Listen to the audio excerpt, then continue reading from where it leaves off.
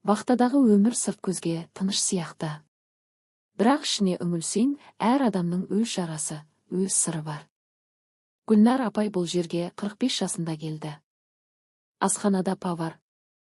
Жылы сөйлейді, ешкімге ауыр сөз айтпайды. Бірақ көзі әрдайым бірдеңені жасырып тұрғандай көрінетін. Жас жігіттер оны апай деп құрметтейді. Бірақ біреу ғана оған басқаша қарай бастады. Ол Данияр. 25 жаста. Жаңа келген. Қарапайым, бірақ өткір.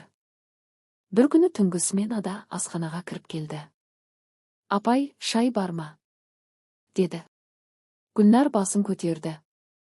Бір сәтке үнсіз қалды. Бар отыр деді баяу.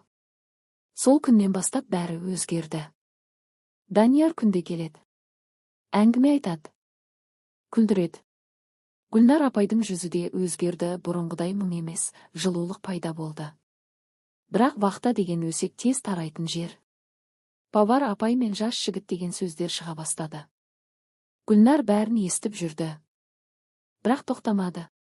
Бір күні Данияр кешкісін келмеді. Ертеңіне де жоқ. Үшінші күні Гүлнар шыдамай, бригадирден сұрады. Сол кезде шындық ашылды, ол жігіт жұмыстан кетіп қалды. Кешегі тексерістен кейін проблема шыққан деді. Гүлнардың қолындағы қасық жерге түсіп кетті. Сол түні ол жалғыз қалды. Асхана бос.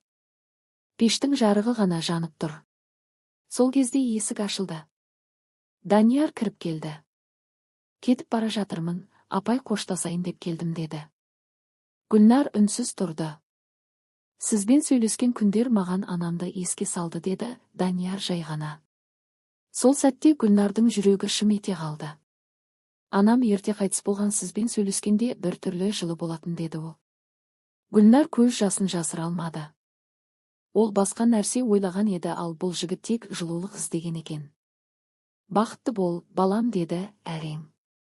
Данияр кетіп қалды. Сол түні Гүлнар ұзақ отырды. Өмірінде алғаш рет ол өз жүрегін түсінбей қалғанын сезді. Кейде адам махаббат деп ойлаған нәрсе жай ғана жалғыздықтың айқайы болып шығады.